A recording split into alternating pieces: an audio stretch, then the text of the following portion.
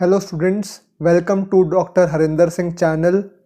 Today we're going to discuss the first chapter and the first part of the first chapter, that is nature and significance of management. Let's start with the introduction. Management is essential for all organizations, big or small, profit or non-profit, service or manufacturing. हर business organization को management की requirement होती है और हर organisation के अंदर management work करता है, चाहे वो बड़ी हो छोटी हो, प्रॉफिट मेकिंग ऑर्गेनाइजेशन हो, नॉन प्रॉफिट मेकिंग ऑर्गेनाइजेशन हो, सर्विस इंडस्ट्री के अंदर हो, मैन्युफैक्चरिंग के अंदर हो. Everybody is using management in some वे.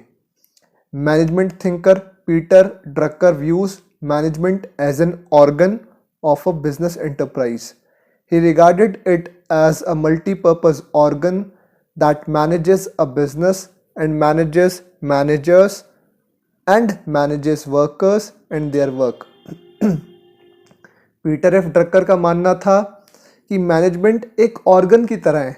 वो एक ऐसा मल्टीपर्पज ऑर्गन है जो बिजनेस को भी मैनेज करता है, मैनेजर्स जो बिजनेस को मैनेज करते हैं उनको भी मैनेज करता है और वर्कर्स और उनके काम को भी मैनेज करता है.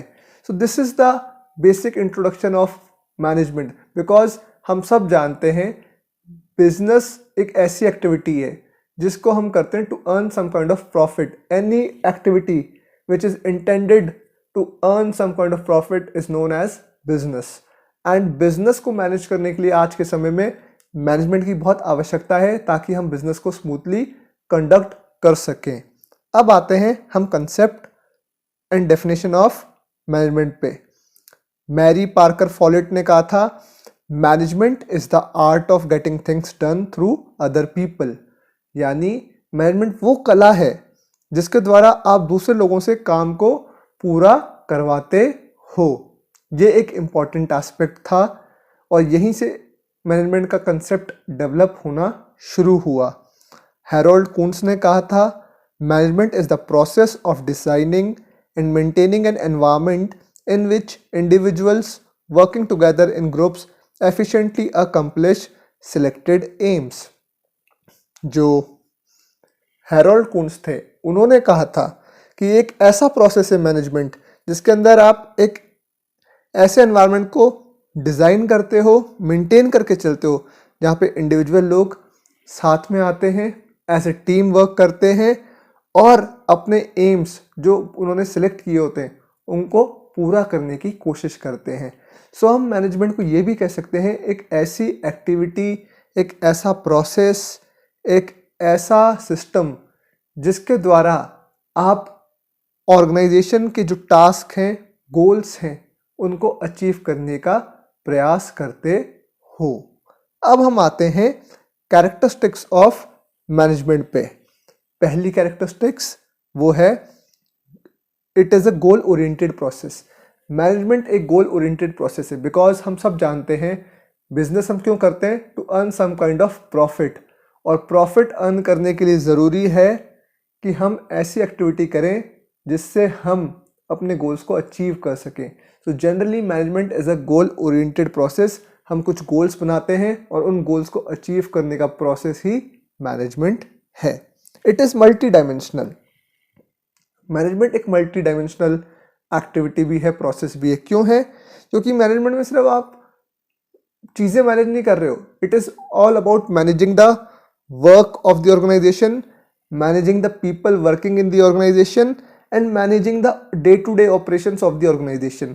आप अलग अलग डायमेंशंस पे मैनेजमेंट करते हो, इसलिए इसे मल्टी डायमेंशनल कहा गया है. Management is a continuous process. Management continuous process भी कहा गया है. क्यों कहा गया है? क्योंकि एक वन शॉट एक्टिविटी नहीं है. It is not a one shot activity. ये नहीं कि आपने एक बार मैनेजमेंट की एक्टिविटीज को परफॉर्म कर लिया, आपका काम हो गया.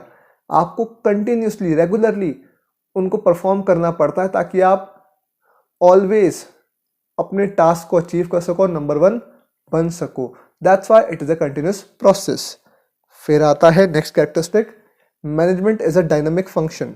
डायनामिक फंक्शन का मतलब है कि जैसे बिजनेस एनवायरनमेंट बहुत जल्दी जल्दी चेंज होता रहता है, उसके अंदर रोज economic changes, political changes, social environment में चेंजेस आते हैं, ट्रेंड्स चेंज होते हैं। उसी प्रकार मैनेजमेंट की टैक्टिक्स, टेक्निक्स जो हम यूज़ करते हैं वो चेंज होती हैं।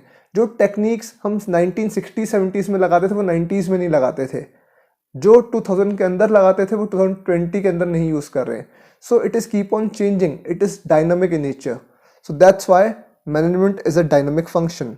फिर आता है next characteristic, it is an intangible force. Management को हम देख नहीं सकते, इससे हम फील कर सकते हैं। So it is an intangible force, इसे देखा नहीं जा सकता, इसे सिर्फ महसूस किया जा सकता है कि किस प्रकार हम अपने वर्क को परफॉर्म करते हैं, कैसे हम ऑर्गेनाइजेशन की एक्टिविटीज़ को मैनेज करते हैं। और लास्ट आता है it is a universal activity. Management एक यूनिवर्सल एक्टिविटी है, चाहे बड़ी फर्म हो, छोटी फर्म हो, चाहे इंडिया की फर्म हो, चाहे यूएस की फर्म हो, चाहे पब्लिक सेक्टर की फर्म हो, चाहे प्राइवेट सेक्टर की फर्म हो, हर जगह मैनेजमेंट की रिक्वायरमेंट होती है ताकि हम ऑर्गेनाइजेशन को ढंग से मैनेज कर सकें, उसके टास्क को ढंग से मैनेज कर सकें, उसके लोगों को ढंग से मैनेज कर सकें। इसलिए मैनेजमेंट को यूनिवर्सल एक्टिविटी भी कहा जाता है। ये थी आज की वीडियो।